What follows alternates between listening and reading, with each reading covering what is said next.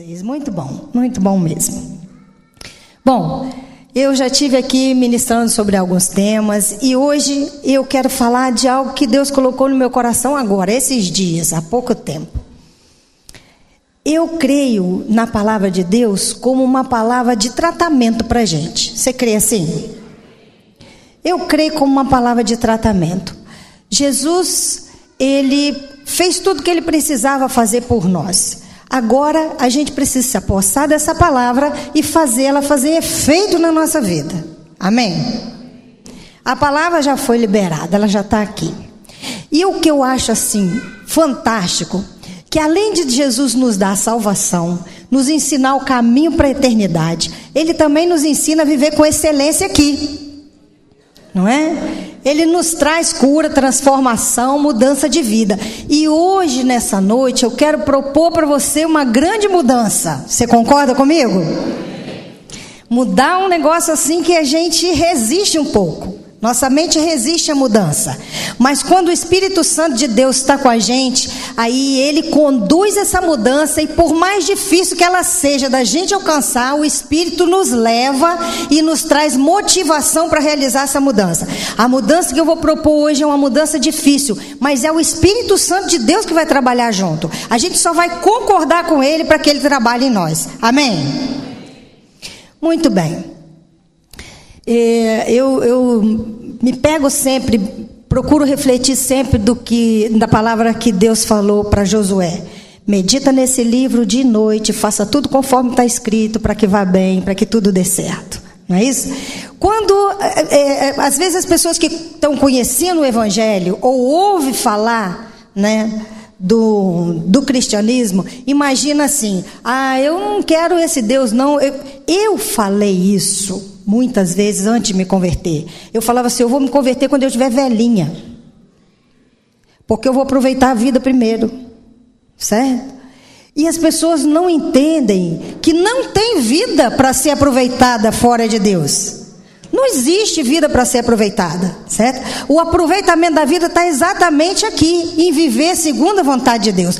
Deus não coloca a palavra dele para a gente para nos oprimir e nos fazer viver conforme ele quer, só porque ele é mimado, não. Deus traz a palavra para que a gente se modifique, para que a gente seja abençoado, porque ele já é Deus, ele não precisa de mais nada. Ele já tem tudo o que ele precisa. Mas o amor dele é tão grande por nós, que ele quer que a gente ande nos caminhos dele, para que a gente possa ser abençoado. Então, tudo que a gente vai falar aqui, tudo que o pastor tem falado aqui sempre, tudo que você tem ouvido da palavra, não é porque Deus quer que faça a vontade dele, como aquele pai que de repente o adolescente fala assim, posso sair, pai? Ele fala, não, por quê? Porque eu não quero e tá bom, acabou. Não é assim, não é só porque ele não quer. É porque a boa vontade dele é boa, perfeita e agradável para nós. Então vamos abrir o nosso coração para fazer aquilo que Deus espera que a gente faça. Amém? Eu quero pedir você para abrir a sua Bíblia aí. 1 Coríntios 13, 4.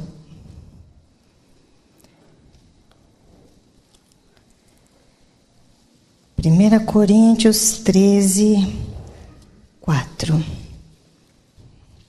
Quem achou aí 1 Coríntios 13, 4?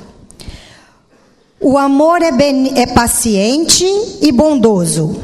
O amor não é ciumento, nem orgulhoso, nem vaidoso. O amor tudo sofre, tudo crê, tudo espera, tudo suporta. O amor não é ciumento. Você pode repetir isso? Amém. Vamos orar? Senhor Deus, muito obrigado. Pai, agora nós te pedimos, derrama uma palavra do céu, do trono de Deus, para os nossos corações. Impacta nossas vidas agora, Espírito Santo, para que possamos entender qual é a forma de viver, de sentir, de agir como um cristão segundo a tua vontade. É assim que nós te pedimos e já te agradecemos pelos frutos que essa mensagem vai dar. Em nome de Jesus. Amém? Muito bem. O amor não é ciumento. Pensa aí, não levante a mão, por favor. Mas eu queria que você pensasse se você se considera uma pessoa ciumenta. Não fale, não se manifeste, só pensa. Será que você é uma pessoa ciumenta? A palavra de Deus diz que o amor não é ciumento. Só que tem algumas incoerências no nosso falar que diz o seguinte: a gente fala que ciúme é prova de amor, que tem ciúme quem ama. Será que isso é verdade? Aí tem gente que argumenta assim, mas Deus tem ciúme? Porque a Bíblia diz que Deus também tem ciúme. O que significa esse ciúme que a Bíblia fala de Deus e o que é o ciúme nosso? E eu queria falar um pouquinho sobre isso com você. É uma incoerência a gente dizer que ciúme é prova de amor, porque uma coisa não está ligada à outra. Mas tem gente que é tão ciumento que diz que não compartilha nem a música que gosta, né? Não compartilha nada. O ciúme, ele está ligado ao medo da perda, ele está ligado à falta de confiança no outro, ele está ligado à insegurança, ele está ligado a fragilidades emocionais, então não pode ser prova de amor. Algumas pessoas confundem ciúme com inveja. Tem uma diferença grande de ciúme com inveja. Ciúme é quando você tem medo de perder aquilo que você tem ou que você pensa que tem. Por que pensa que tem? Porque a gente tem ciúme de pessoas e a gente acha que as pessoas são nossas. É o meu filho, é o meu marido, é a minha esposa, não é assim que a gente declara? A gente diz que é meu, mas é tudo de Deus, não é não, gente? Todas as coisas não são do Senhor? Tudo não pertence a Ele? Então a gente só pensa que a coisa é da gente, certo?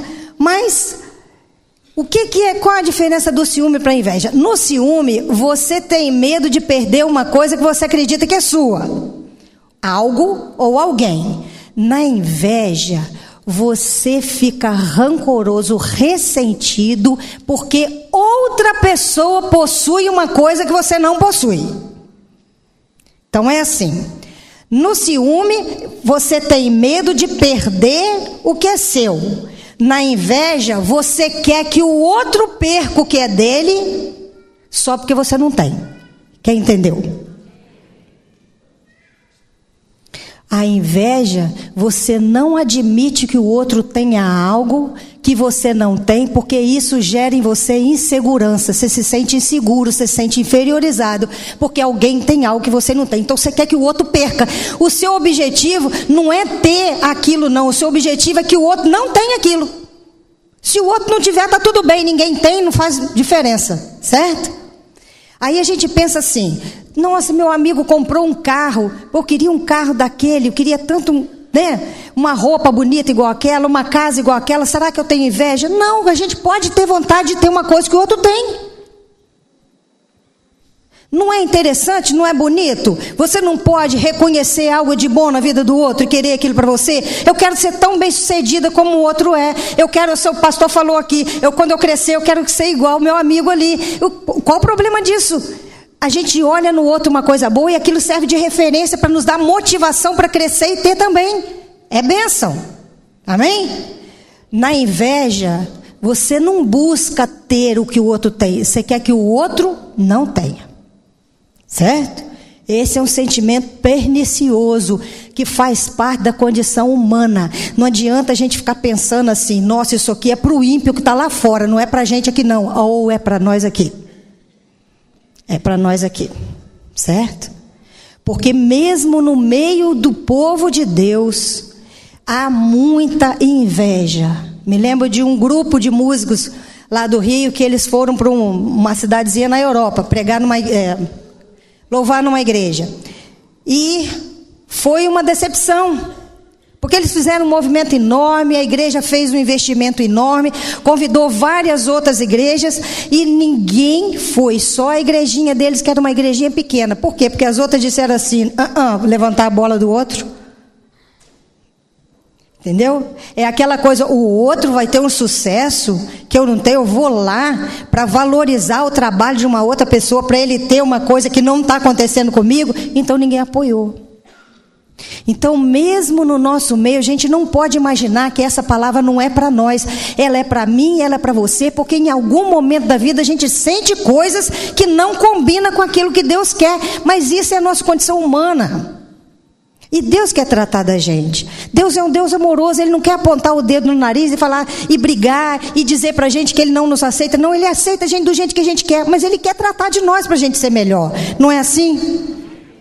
Eu quero ser tratada nas coisas que eu preciso ser tratada. Você quer, querido? Então a gente precisa abrir o coração para deixar Deus fazer isso. Mas esse sentimento do ciúme, o sentimento do ciúme, desde cedo está na vida da gente. Quem aqui tem mais de um filho? Quem tem mais de um filho aqui? Quem já passou por uma experiência de um filho com ciúme do outro que vai nascer? Alguém já passou? É muito comum uma criança ter ciúme. Olha como o ciúme já está na vida da gente desde pequenininho. É a criança que tem ciúme do pai com a mãe, que não pode ver o pai junto com a mãe, que ele senta no meio. Não é? Ele não gosta do pai e a mãe fazendo carinho um no outro, porque ele acha que aquele carinho é só para ele. É o brinquedo que ele acha que é só dele. É o irmãozinho que nasceu e a mãe cuida com o maior amor do mundo e ele fica com ciúme porque o irmãozinho está tendo um carinho que ele não que ele não tem, porque ele não sabe que um dia ele teve aquele carinho também. Não é? Tinha um garotinho de 4 anos que ficou com muito ciúme de ver a mãe grávida. Ele achava que aquele neném estava na barriga da mãe dele e que ele estava do lado de fora. Ele está muito mais perto de você do que eu. E a mãe tentava explicar que um dia ele também teve naquela barriga e ele não se conformava. Ele falou, não lembro, né? Eu não me lembro, é mentira. E aí a mãe pegava o neném no colo, dava de amamentar e ficava assim, oh, meu anjinho, ele é um anjo. E o irmãozinho falava, anjo nada. E ela fala, é sim, meu filho, olha como ele é delicado, como ele é lindinho. Ele é o anjinho da gente, ele é um anjo sim. Aí um dia a mãe estava na cozinha fazendo comida. O garotinho chegou e falou assim, ele não é anjo coisa nenhuma. Aí a mãe falou, é sim, ele é o nosso anjinho. Não é nada, eu joguei ele pela janela, ele nem voou. Agora, querido, se o ciúme pode ser prejudicial na infância, imagina depois que a gente cresce. Se com 4 anos uma criança pode matar a outra, imagina quando está adulto. Não é não? Mas eu queria fazer uma diferença aqui. Porque tem ciúme que é razoável. E tem aquele ciúme que é muito prejudicial. É natural, se você, por exemplo, vai numa festa com a sua namorada, seu namorado, com a esposa ou com o marido, e chega lá nessa festa, o outro age de uma maneira que você não gosta. Larga você sozinho e fica simpático demais com todo mundo e você fica lá num canto. Não é isso? Aí aquilo machuca. Você não fica bem com isso. Não é? Você fica aborrecido com essa situação. Não vou perguntar quem já viveu isso não, mas eu acredito que muita gente já passou por isso aqui. Né? Aí você fica ali amargurado, chateado. Se você é uma pessoa desequilibrada, o que você vai fazer? Vai na costela do outro, dá aquele beliscão que fica roxo um mês, certo? Ou então quando o outro está sentado, você vai de levinho assim, pega uma cadeira, bota o pé da cadeira no dedo dele e senta, né?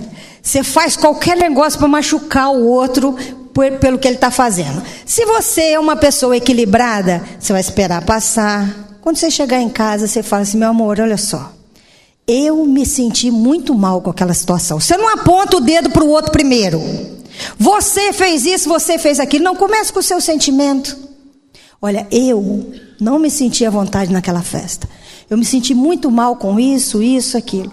Com certeza a outra pessoa vai falar assim, mas é maldade sua, não tinha maldade nenhuma, eu não estava fazendo nada demais. Então tudo bem, vamos fazer o seguinte, vamos trocar de papel. Vamos imaginar que numa próxima festa, eu haja da forma que você agiu. Como você acha que você vai se sentir? Não tem nada melhor para a gente entender a situação do que se colocar no lugar do outro. É ou não, gente?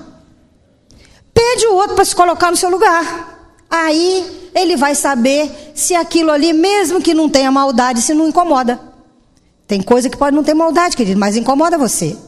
Então, se você é uma pessoa equilibrada, é assim que você se comporta. Mas tem gente que é ciumento demais. Aquela pessoa que o marido ou a mulher liga para casa e fala assim: oi amor, tudo bem? Ele fala: onde é que você está? A primeira coisa que ela quer saber é onde você está. Não importa se você está bem ou você está mal, desde que ela tenha controle de onde você está. Tem pessoas que são muito neuróticas com ciúme.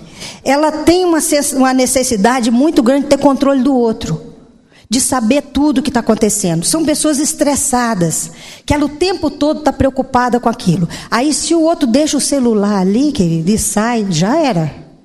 Aproveitar a chance, vai ficar olhando onde é que ele foi, pega o celular, investiga tudo. Por que ele apagou essa mensagem aqui? O que tinha nessa mensagem que precisava ser apagada? Curtiu a foto de fulano. Por que curtiu e não curtiu a minha? Aí você fica, não é assim? Você vai viajando naquele monte de coisa. Por que aceitou fulano? Por que aceitou fulano aqui no Facebook? Aí você vai criando um universo assim muito inseguro para você, né? Então são pessoas que estão eternamente em vigilância. Se preocupa demais com a roupa que o outro usa, com a hora que ele sai. Que hora você vai sair do trabalho? 6 horas, faz a conta. Tem que estar em casa 7h15. Chegou 7h40, tem que ter uma explicação para esses minutos que não chegou. Não é? Não acontece com ninguém aqui. Não é não, gente? Só lá fora. O que isso significa? Esse exagero, você tem consciência de que é exagerado. Você tem consciência que isso é neurótico. Você tem consciência que isso faz mal para você. Porque o ciúme não faz mal só para o outro, não. Que está sendo vítima do seu ciúme, isso faz mal para o ciumento. Que está sempre tenso, está sempre nervoso, está sempre angustiado. Que está sempre em vigilância. Essa pessoa sofre e ela sabe que está sofrendo. Tem um sujeito que sofreu um acidente. O marido sofreu um acidente, ligou para a mulher desesperada do hospital. E ele estava no pronto-socorro, ele ligou para casa e falou assim: amor, sofri um acidente, bati com um carro, foi trágico. Olha, se a Fátima não estivesse passando na hora para me dar uma carona e me trazer para o hospital, eu tinha morrido, porque não ia dar tempo de esperar o bombeiro chegar. Eu quero que você venha para cá depressa, eu estou no hospital tal, traz meu cartão de crédito. E ele: quem é Fátima? Então, querido, se a sua mulher ciumenta, morre, mas não peça carona. Certo? Morre, é melhor para você, porque ela vai te matar mesmo. Certo? Então você já adianta o serviço. Certo? Bom, mas isso significa o quê? Isso significa insegurança. Isso significa autoestima baixa. Isso significa medo. Isso não é um problema que o outro está se comportando dessa ou dessa maneira. Isso é um sentimento que a fragilidade é a sua. E se a gente não assumir isso, a gente não conserta. O que João Batista fez antes de Jesus? Levou as pessoas à consciência do pecado. Para quê? Porque a consciência do pecado leva ao arrependimento. Se você não acha que está desequilibrado, se você acha que é assim mesmo, que está tudo certo, você não vai buscar cura, você não vai buscar saída, você não vai melhorar. Então a gente tem que ter consciência de que não é assim, isso não é normal, não é para ser. Porque traz dor e traz sofrimento. Por isso que a Bíblia diz que o amor não é ciumento. Porque o amor que Deus quer, ele não traz dor e ele não traz sofrimento. Nem para quem ama, nem para o outro que é amado. Então isso a gente precisa de tratamento. E é o que Deus quer fazer com a gente hoje. Tratar de nós. Amém? Mas existe um ciúme que pior do que esse. Tem um ciúme muito mais doentio que esse. Que é aquela pessoa que não desconfia do outro. Ela tem certeza que o outro está traindo. Ela não pensa por causa da atitude da pessoa, não. Ela não analisa, nossa, está escondendo alguma coisa, agiu estranho hoje. Não, independente do comportamento do outro, ela tem certeza que está sendo trocada por outra pessoa, ela tem certeza que está sendo traída, e isso a ponto de adoecer, de tal maneira, querido, que isso causa um transtorno enorme. Por quê? Porque essa pessoa não diferencia realidade de fantasia. O primeiro que eu disse, você sabe que você é assim, você percebe que você é cri-cri demais, tanto o homem quanto a mulher, você sabe que é exagerado, mas você tem consciência disso, que você não consegue fazer diferente. Esse pior, ele não tem essa consciência. Ele acha que realmente está sendo traído e que realmente está sendo trocado por outra pessoa. A Bíblia fala uma coisa muito interessante sobre isso, porque pessoas assim, muitas vezes, essas que acreditam mesmo que estão sendo traídas, independente do comportamento do outro, muitas vezes essas pessoas têm o desejo de traição reprimido. Só que ela projeta no outro aquilo que no fundo ela queria fazer. A Bíblia tem uma passagem na epístola de Paulo a Tito, que diz o seguinte: todas as coisas são puras para os puros, mas nada é puro para os contaminados e infiéis. Antes, o seu entendimento e consciência são contaminados. Então, a gente tem que analisar o que tem passado pela nossa mente, porque a gente projeta no outro algo que muitas vezes quem está sentindo é a gente mesmo. Amém, irmãos? Pessoas que têm esse ciúme patológico, elas agridem mesmo. Se ela invocar que o outro está traindo, ela pega o que tem na mão e estampa em cima. São pessoas que agridem fisicamente, são pessoas que matam. Crime passional, quantas vezes você não já ouviu notícia disso? De pessoas que assassinam a outra por causa de ciúme. Alguém já leu sobre isso? Já viu sobre isso? Existe isso? Não é real? As pessoas matam por causa disso.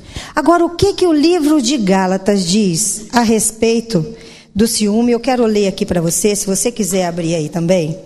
No livro de Gálatas, capítulo 5, versículo 16, diz o seguinte: digo, porém, andai em espírito e não cumprireis a concupiscência da carne, porque a carne cobiça contra o espírito e o espírito contra a carne.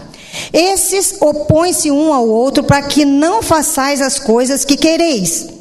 Mas sois guiado pelo Espírito Santo e não debaixo da lei, porque as obras da carne são manifestadas, as quais são adultério, fornicação, impureza, lascívia, idolatria, feitiçaria, inimizades, contendas, ciúmes, iras, pelejas, dissensões, heresias, inveja, homicídio, bebedice, glutonaria e coisas semelhantes a essas. Então, o que a Bíblia diz sobre ciúme? Pecado da carne. Será que a gente tem dúvida? Ciúme é pecado da carne, certo? Obrigado, querido. Então, nós podemos tratar disso como algo que a gente precisa vencer em nós. Faz parte da nossa natureza pecaminosa, pecadora. E o Espírito Santo que está em nós combate contra essas coisas da carne. Então nós estamos aqui em guerra contra a nossa própria natureza. Amém, gente? Mas Deus tem ciúme. E aí, como é que a gente faz? Aqui está escrito: estendeu ele dali uma semelhança de mão, falando para Ezequiel, falando isso. Estendeu ela dali uma semelhante de mão e me tocou pelos cachos da cabeça. O Espírito me levantou entre a terra e o céu e me levou a Jerusalém em visões de Deus, até a entrada da porta do pátio de dentro, que olhava para o norte, onde estava colocado a imagem dos ciúmes, que provoca ciúmes de Deus. E agora? Acontece que o ciúme que a gente sente está ligado com insegurança, sentimento de menos-valia, baixa autoestima, medo, falta de necessidade de controle. Há uma série de situações que não tem nada a ver quando fala-se de ciúme de Deus. O ciúme de um lado tem um significado, esse aqui tem outro significado. A Bíblia fala: povo de propriedade exclusiva de Deus. Somos nós, não somos? Então, quando fala sobre o ciúme de Deus, fala do cuidado de Deus com aquilo que é dele. O que é dele? Nós somos dele e nós nascemos para honrar, glorificar, louvar o nome do Senhor. Nós viemos aqui para honrar o nome de Deus. Você crê nisso? Você nasceu para honrar o nome de Deus. Você nasceu para glorificar o nome de Deus. E aí Deus vê o povo dele dando honra a outros deuses. Deus está cuidando de quem? De nós, que somos o povo dele, e está cuidando daquilo que é dele. A honra, a glória é dele, pertence a ele, estava sendo dada a outro. Não tem nada a ver com o ciúme que a gente sente, querido. Deus não tem inveja, sabe por quê? É tudo dele.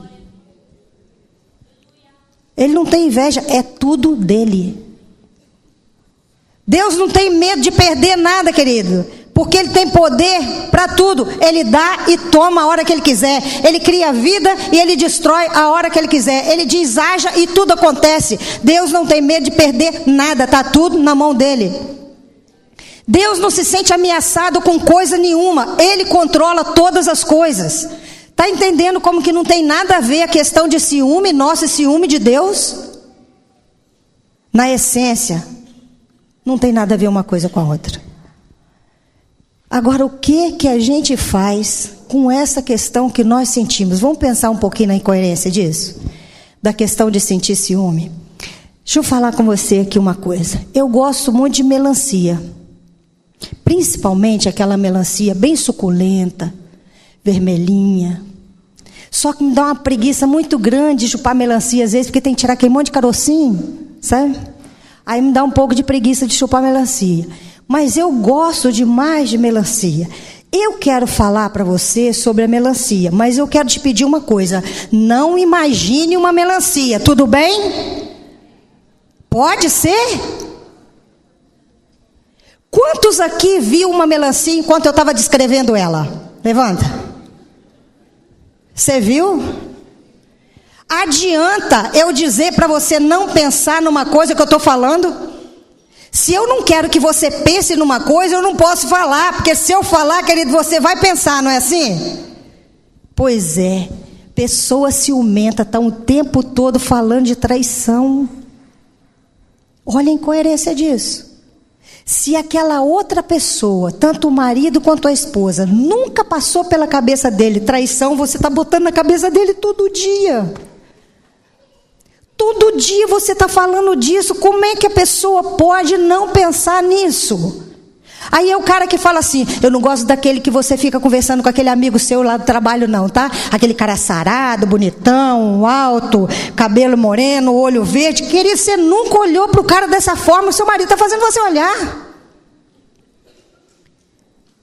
Você nunca prestou atenção que o cara era alto, que o cara era musculoso, mas o seu marido estava inseguro, ele viu o cara musculoso. Aí ele vai e fica falando tudo.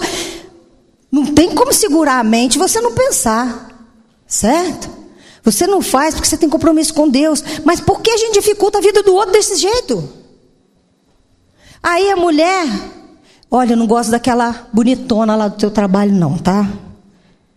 Aquela mulher tem um corpo muito bonito, aquela mulher é muito inteligente, aquela mulher é muito charmosa. O cara nunca viu a mulher como desse jeito, você está fazendo ele ver. É incoerente, querido. Não fale de traição se você não quer ser traído. Vamos colaborar um com o outro. Amém, irmão? Outra coisa que a gente faz que é absurdamente incoerente: não sufoque. Gente, Jesus veio para nos libertar. E o que a gente faz? Prende os outros. Por que você tem que sufocar alguém? Quanto mais você prende uma pessoa, mais ela sonha com a liberdade. É ou não é? Eu conheço pessoas que criam passarinho com a gaiola aberta. Bota comida todo dia, o passarinho volta para se alimentar ali. Por quê? Porque a gaiola estava aberta. Mas se tivesse fechado, ele estava se debatendo todo tempo para sair. É ou não é? Então, por que você vai vigiar? Por que você vai prender alguém? Você prende, querido, porque você acha que a pessoa vai fugir. Mas peraí, está comigo só porque eu estou prendendo? Que graça que tem isso? A pessoa que está com você, ela escolheu estar com você. Ela decidiu estar com você.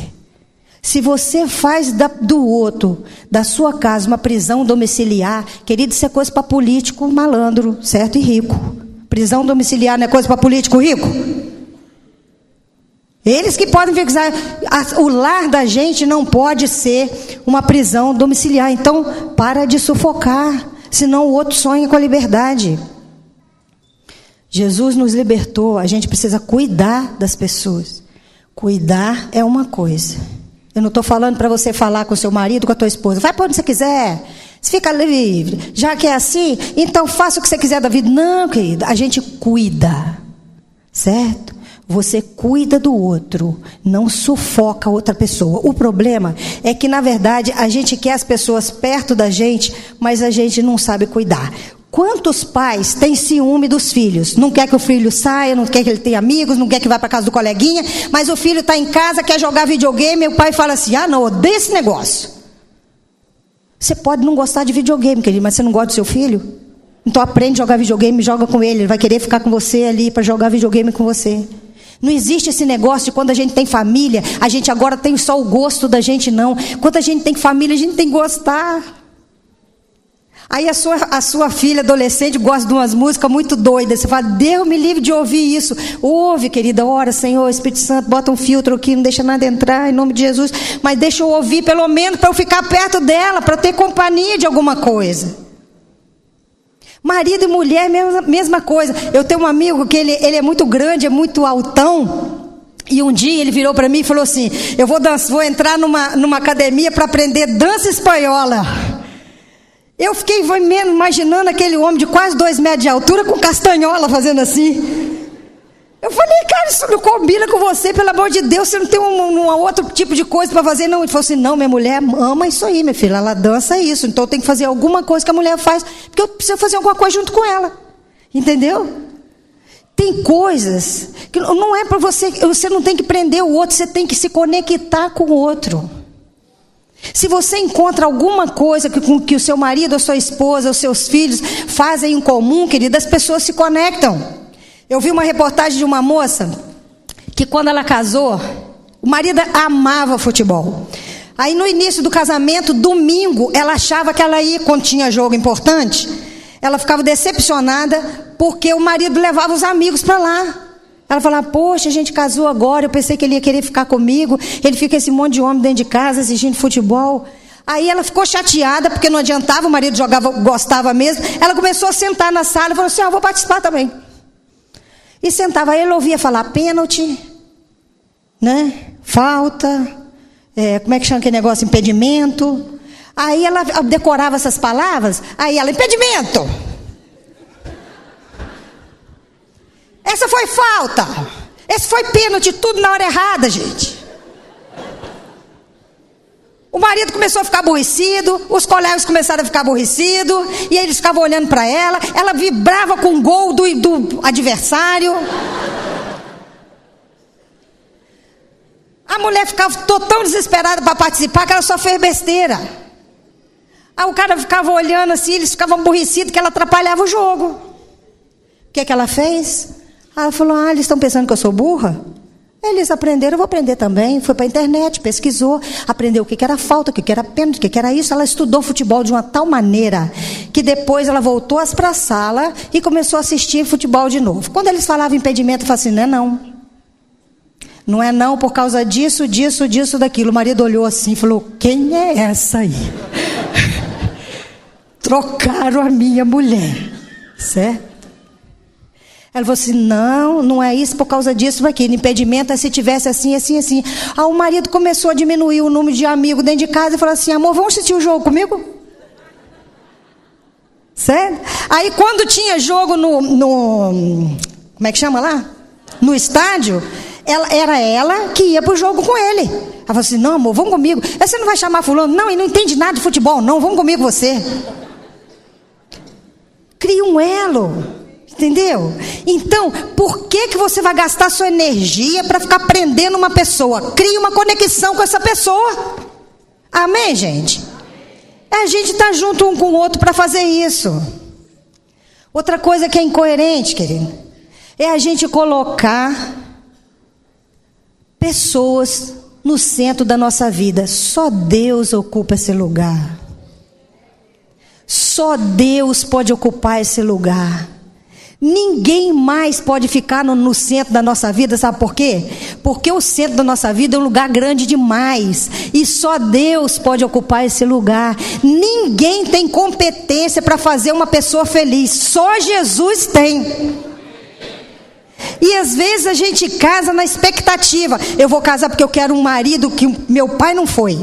Eu quero um companheiro como eu não tive amigo nenhum. Um companheiro como meu irmão nunca foi. Você quer uma esposa como aquela mãe que você não teve. Enfim, você coloca no outro a expectativa de resolver esse vazio dentro de você. Jesus conhece todas as suas necessidades, todas as suas frustrações. Ele tem poder para ocupar todos os espaços vazios da sua vida. Ele pode dar sentido à sua vida, mas a outra pessoa também tem um vazio. Como é que alguém que tem um buraco enorme dentro dela vai ocupar o vazio que tem na sua vida? Se ele não tem, quem ocupe o dele? Todos nós precisamos de estar no centro da nossa vida com Deus. Amém? Não coloque outra pessoa. Quando você coloca outra pessoa, querido, você está sendo idólatra. Você já pensou que ciúme exagerado é idolatria? Ciúme é idolatria. É você pegar aquela pessoa e ela ser o alvo da sua vida, o sentido da sua vida, a razão da sua vida. Você está dando a glória que é de Deus para outra pessoa. Deus quer chamar a gente de volta para adorar a Ele. Amém? Quem ama, querido, não precisa aprender. Quem ama, cuida. Mas você cuida. Conheço um casal que o marido perdeu o emprego e ele conseguiu um trabalho numa cidade fora da cidade dele. Então ele ia segunda-feira de manhã e voltava sexta à noite. A mulher era muito ciumenta. De segunda a sexta ela passava a semana toda ressentida, imaginando que ele podia estar fazendo alguma coisa que ela não queria que ele fizesse. Quando ele chegava na sexta à noite, querido, ela infernizava a vida dele. O pouquinho tempo que ele ficava com ela estava infernizando a vida dele, porque ele passava a semana fora de casa. Como é que você pode querer prender uma pessoa se o tempo que a pessoa está com você, você não cria um ambiente legal para estar com ela? Esse cara que ia na sexta à noite passou a ir embora sexta de manhã. Ia segunda de manhã, passou a voltar para o trabalho domingo à noite.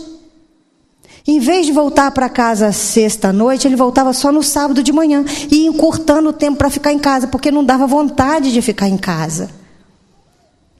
Se o seu relacionamento é um relacionamento cuidado, as pessoas têm vontade de ficar com você. É assim que Deus quer nos ensinar.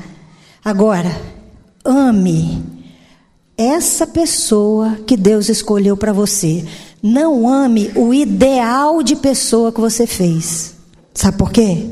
Muita gente ama o ideal de alguém que ele construiu na sua mente. Aí ele pega aquele ideal e quer fazer o outro ser aquilo. Você não ama aquela pessoa, você ama a sua imaginação, você ama a fantasia que você fez. Você ama aquilo que você idealizou. Aí você casa com uma pessoa e quer transformar essa pessoa numa outra. Aí você fala assim: não, fulano é assim, eu não gosto dele assim não, mas depois que casar ele muda. Casamento não é porta mágica não, gente. Casou, mudou de personalidade, ela é a mesma pessoa. Aí você acha que casa... Não, é um problema. Olha, tem esse e esse defeito. Minha mulher é assim, assim, assim. Não suporto isso. Mas acontece que Deus pode todas as coisas, Ele vai transformar ela. Não tentarás o Senhor teu Deus. A Bíblia não diz isso? O diabo não falou para Jesus assim: pula daí. Pula e fala para Deus te segurar. Ele te segura.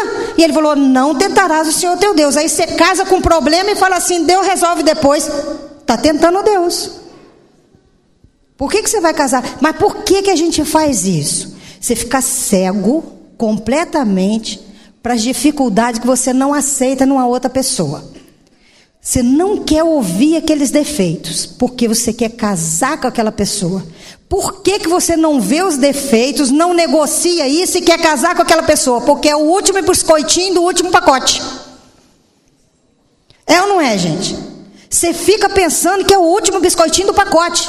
Então você tem que preservar aquilo. Não é assim, não. Deus é que faz as escolhas para a nossa vida. Amém? Então confia nele. Quem ama, querido, acrescenta. Quando Deus entra na vida da gente, eu falei no início que às vezes eu dizia que eu ia me convertir quando tivesse velha, né? Para poder eu aproveitar bem a vida, como se Deus fosse tirar alguma coisa de mim. Olha, nunca imaginei que a vida fosse tão rica depois que a gente tem o Senhor. É ou não é, gente?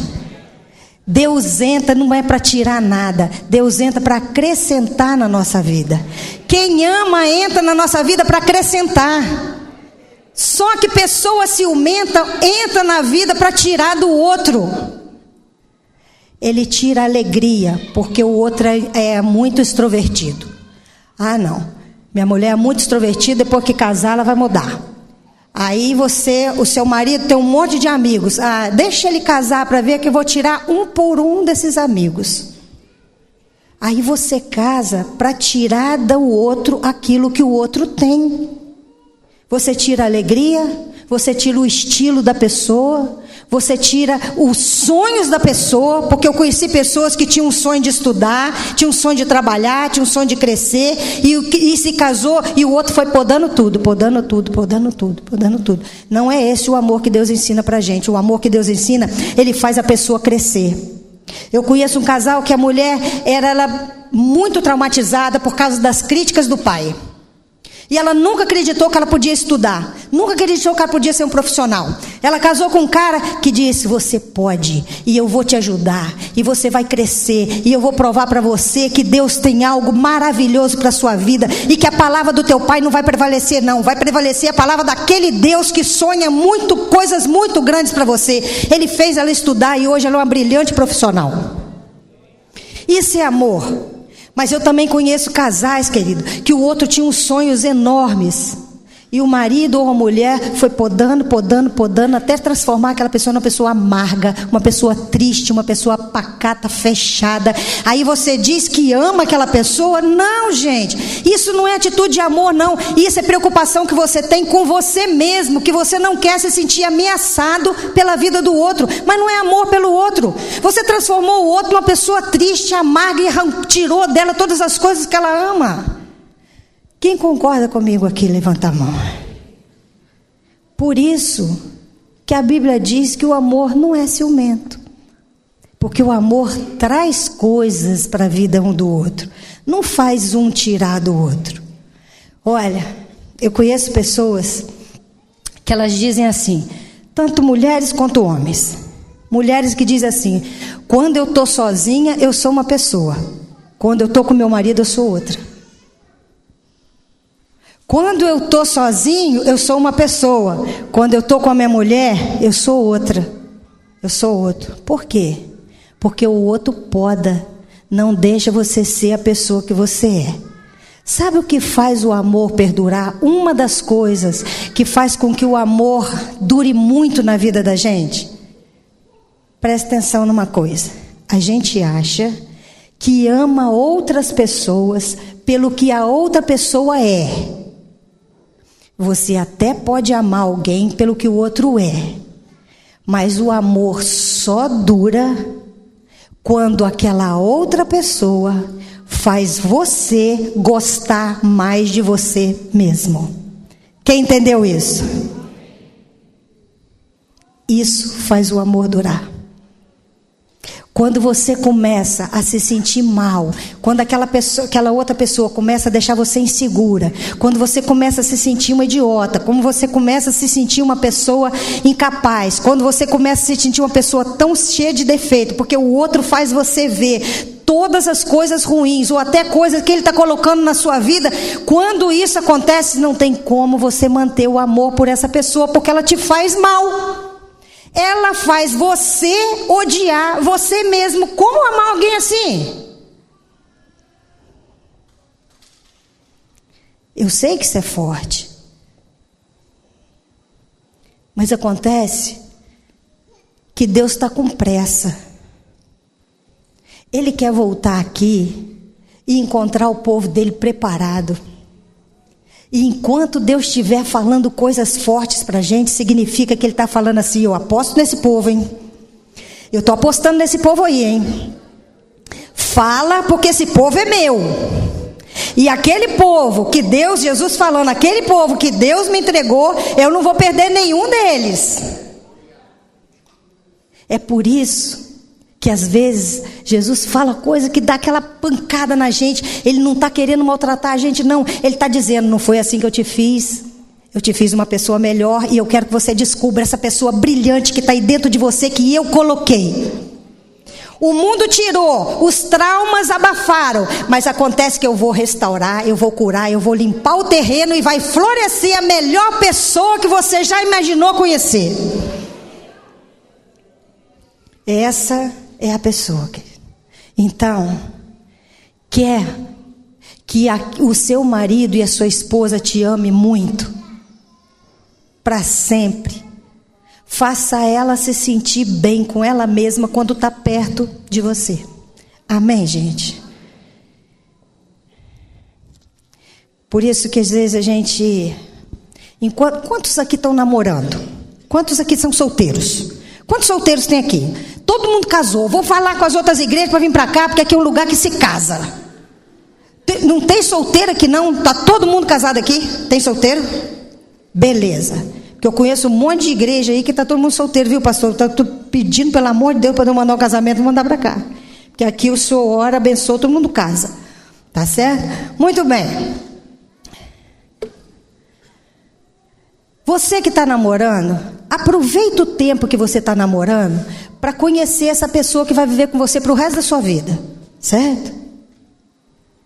Eu conheci um casal que até 5 anos de casado, querido, foi quando eu conheci, eles brigavam, tinham brigas assim terríveis, porque o sonho da mulher era ser mãe, e o cara determinou desde a adolescência que ele nunca queria um filho. Como que se descobre esse tipo de coisa depois de casado? Como? Isso é coisa para conversar enquanto está namorando. Porque o outro pode aniquilar o seu sonho, e você precisa saber se é com essa pessoa que você quer viver, se vale a pena. Você abrir mão do seu sonho, então você precisa conhecer o outro, precisa imaginar uma vida de casado com ele, precisa imaginar como vocês educariam os filhos, você precisa aproveitar esse tempo para conhecer essa pessoa com quem você vai viver para o resto da vida. Amém, irmão? Outra coisa que a gente precisa fazer é cuidar da gente mesmo. Você cuida do outro, mas você precisa cuidar de você também.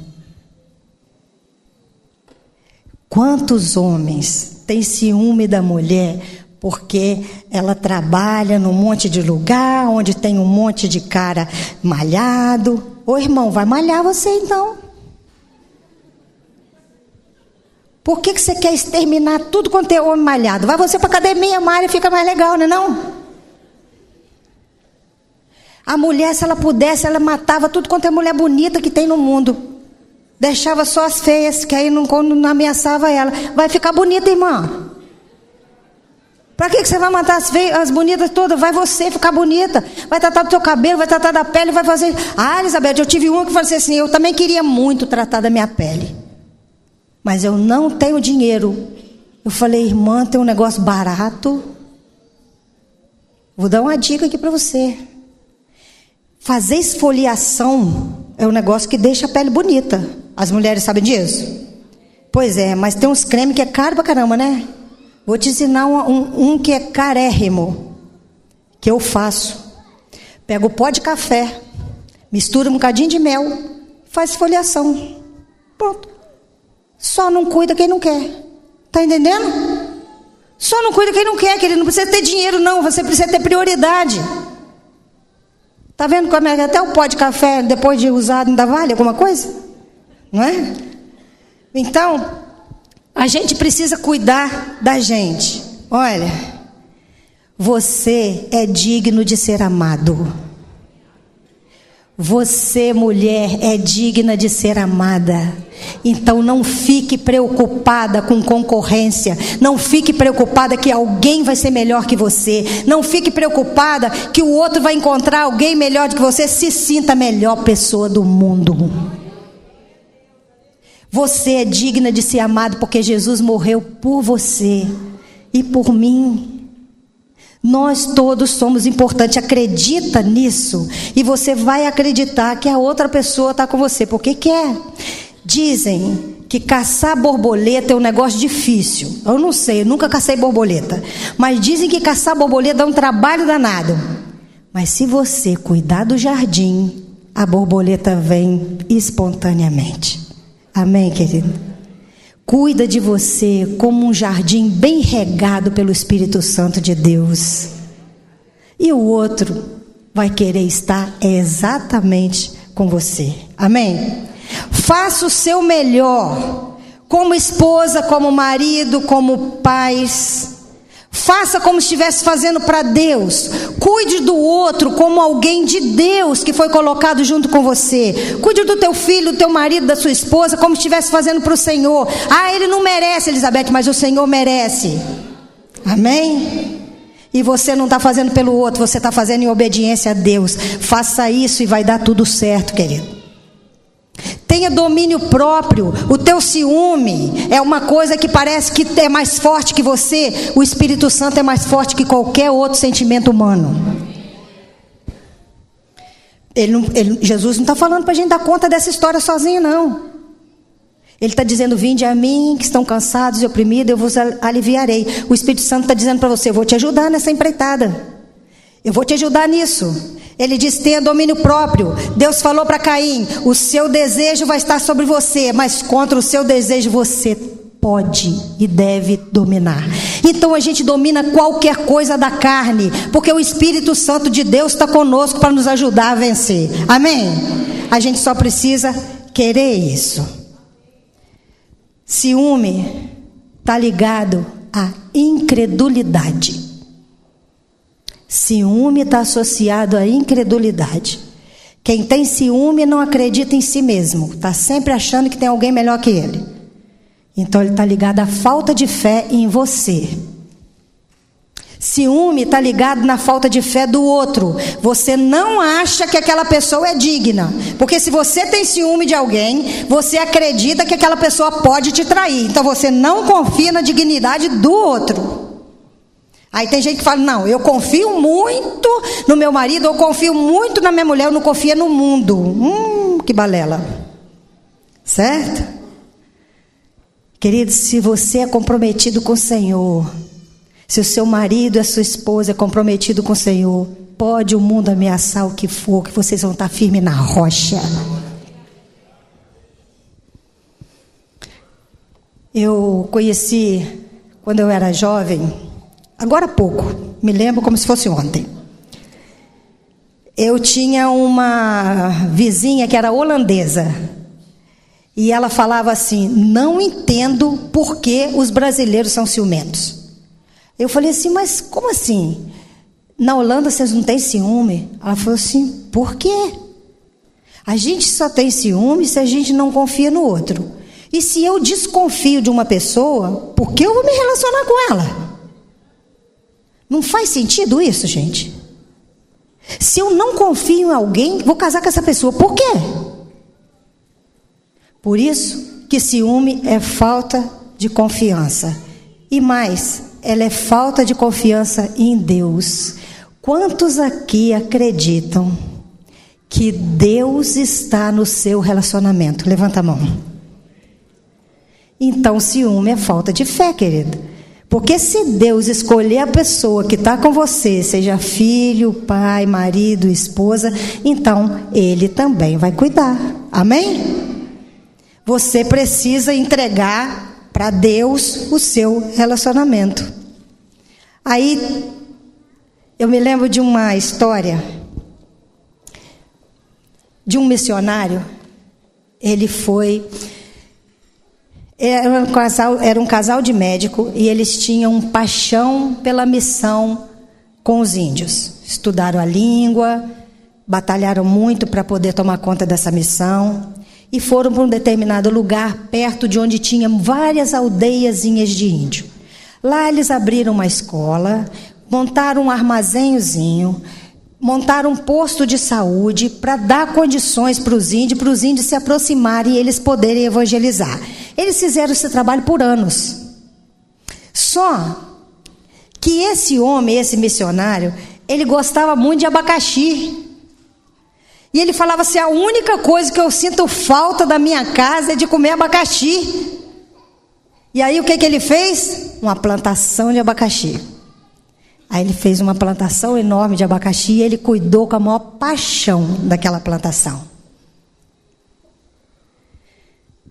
Vigiava todos os dias para ver quando o abacaxi ia começar a crescer. Quando o abacaxi estava começando a crescer, ele fez uma festa. Chamou a esposa, chamou todo mundo para ver, os filhos para ver. O abacaxi começou a nascer. No dia seguinte, ele voltou lá para ver a plantação. Os índios tinham cortado todas as frutinhas e jogado fora. Deu uma dor absurda no coração dele. Era a plantação dele que ele cuidou com o maior afeto, com o maior carinho. Ele engoliu seco aquilo, fez tudo de novo, começou a cuidar tudo novamente. Quando os abacaxis começaram a nascer de novo, os índios foram lá e arrancaram todas as frutinhas de novo. Aí ele ficou indignado. Ele falou assim, esse povo tem que aprender. Fechou o postinho de saúde, fechou a escola, fechou o armazém. O que os índios fizeram? Voltaram tudo de novo para o meio do mato, onde eles viviam antes. Ele ficou muito triste e disse para a esposa assim, nós não viemos aqui por causa de abacaxi, nós viemos aqui por causa desse povo. E por causa da plantação de abacaxi eu perdi esse povo. Mas acontece que eu quero a minha plantação de abacaxi. Eu não quero abrir mão dela. Então eu vou deixar para ver se eles aprendem. Eles vão voltar porque eles vão sentir falta da proteção que a gente dava. E os índios não voltavam. Aí ele chegou às férias dele, ele foi fazer um encontro de missionários. E lá nesse encontro, ele ouviu uma palavra que ele já tinha ouvido muitas vezes, que a gente ouve muitas vezes. Entrega tudo que você tem para Deus. E Deus cuida. Diz ele que nesse momento, aquela palavra fez mais sentido do que fez a vida inteira. E aí no final do culto, o pastor perguntou, tem alguém que precisa de entregar alguma coisa ainda para Deus? Ele falou, minha plantação de abacaxi. E aí ele foi lá na frente, chorou diante de Deus e disse, Senhor, entreguei tudo, menos a plantação de abacaxi. Eu estou entregando ela agora para o Senhor. Eu vou continuar cuidando dela, mas agora ela pertence a Ti. Aí ele voltou, fez a plantação de novo, abriu a escola, botou tudo em funcionamento de novo. Os índios começaram a voltar. Quando os abacaxis nasceram outra vez, os índios fizeram o quê? Arrancaram tudo de novo. E ele ficou do mesmo jeito, tranquilo, amoroso, cuidando deles da mesma forma. Aí um grupo de índios chegaram perto e disseram assim, você não vai brigar com a gente não? Não, você não vai fechar a escola, fechar o posto de saúde, fechar o armazém, tratar a gente mal de novo? Você não vai fazer nada disso? Ele falou assim, não, por que eu faria isso com vocês? Ele falou assim, a gente destruiu de novo a plantação de abacaxi. Ele falou, da sua plantação de abacaxi. Ele falou assim, não, a plantação não é mais minha. Eu cuido, mas não sou mais o dono. E aí os índios falam assim, uai, mas só tem você aqui. Quem é o dono dessa plantação? Deus. Eu entreguei tudo para Ele. Aí os índios saíram de cabeça baixa, reuniram todos os índios na aldeia e disseram, nós destruímos a plantação de Deus. Reuniram os índios, foram lá, cuidaram da plantação e começaram a cuidar. E os abacaxis começaram a nascer e os índios que ficavam protegendo a plantação de abacaxi. Porque a gente não pode destruir, porque a plantação agora é de Deus. Os abacaxis cresceram, os missionários usufruíram, os índios usufruíram, por quê? Porque ele abriu mão da paixão dele e entregou ela para Deus.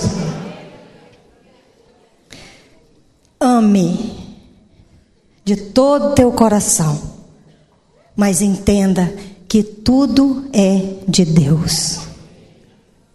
Se o Senhor não edificar a casa, em vão trabalhos que edificam. Se o Senhor não vigiar a cidade, em vão vigiam os sentinelas. Amém, irmão? Deus falou alguma coisa com você essa noite? Deus falou alguma coisa diretamente para a sua vida essa noite? Levanta a sua mão. Então eu queria que você ficasse de pé para a gente orar. O alvo do Senhor é a nossa transformação. O alvo do Senhor é que você saia daqui leve. Que você não pese a sua vida mais tentando segurar ou prender algo que pertence ao Senhor. Teu marido, tua esposa, teus filhos, eles estão com você para que você ame e cuide, mas eles são do Senhor. Talvez você faça isso com a sua profissão. Talvez você tenha ciúme do teu carro. Talvez você tenha ciúme dos seus negócios. Talvez você tenha ciúme do seu dinheiro, dos seus bens. Talvez tenham coisas na sua vida que você ainda não colocou no altar do Senhor e disse para Deus assim: Senhor, eu estou entregando. Porque você acha, no fundo nós achamos, que se a gente cuidar, a gente vai cuidar melhor. Mas Deus não dorme, a gente dorme. Deus não se cansa, a gente se cansa. A gente cochila, Deus não. A gente não está em todos os lugares, Ele está. Não pense que vigiando a pessoa que você ama, você impede ela de trair você. O que impede essa pessoa de trair você, sabe o que é? O compromisso que ela tem antes de mais nada com o Senhor.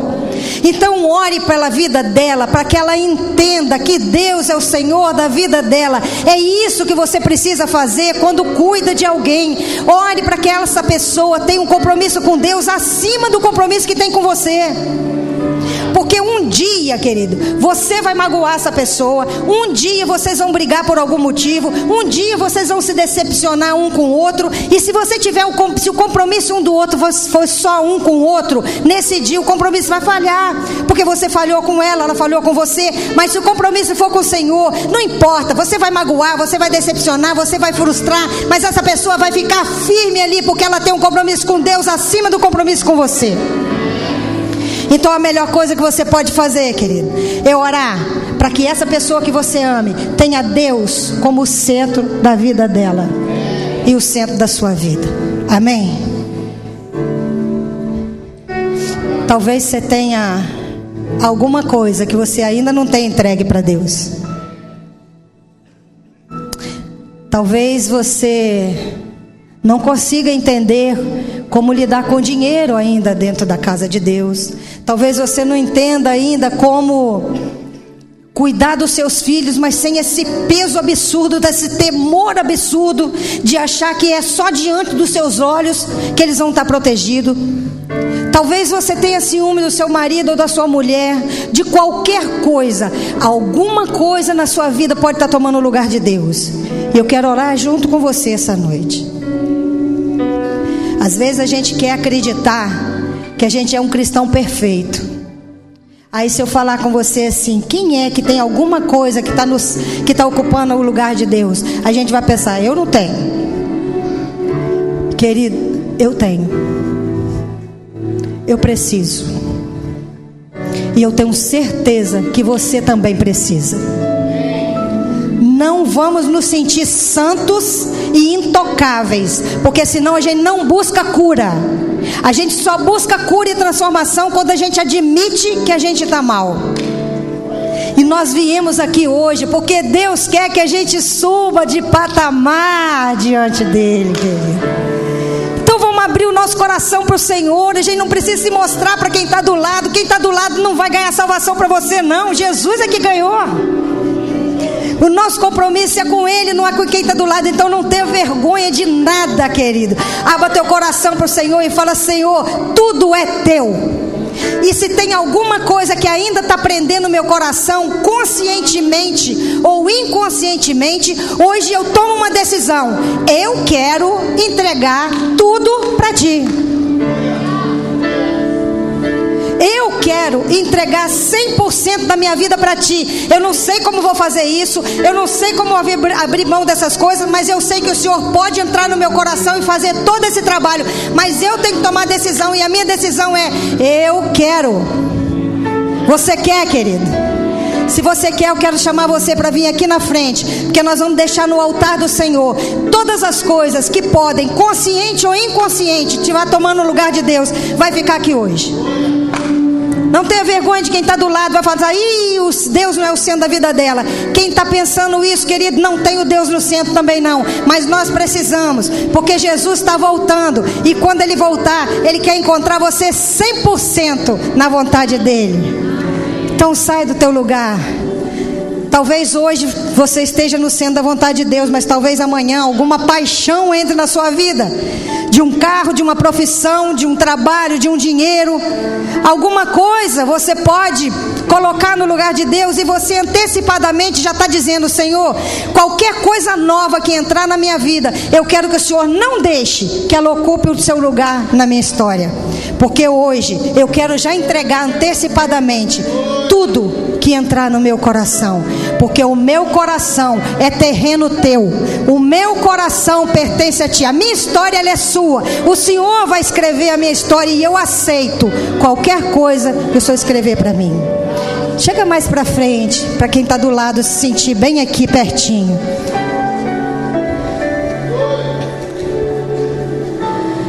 Talvez seu coração, querido, esteja pesado de preocupação com pessoas, com coisas.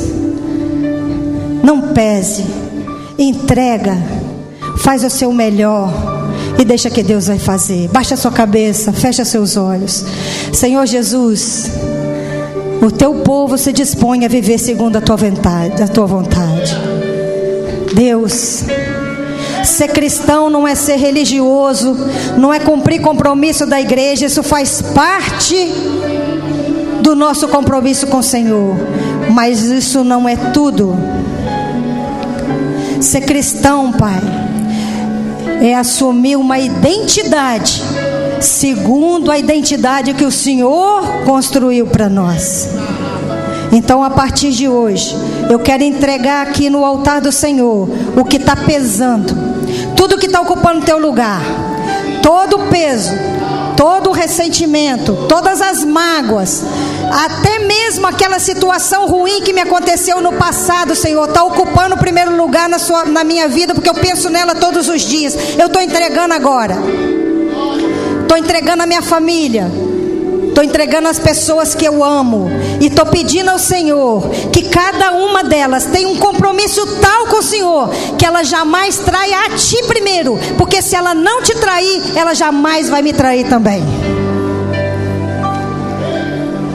Derrama, Senhor, a unção sobre o Teu povo, que o nosso coração precisa ser um coração leve, um coração onde flui a graça e a maravilhosa bondade do Senhor. Abençoa Teu povo, abençoa cada família representada aqui, que a Tua palavra nos transforme, e que a partir de hoje nós possamos ver o fruto de tudo aquilo que o Senhor tem nos ensinado, em nome de Jesus. Amém, amado. Agora olha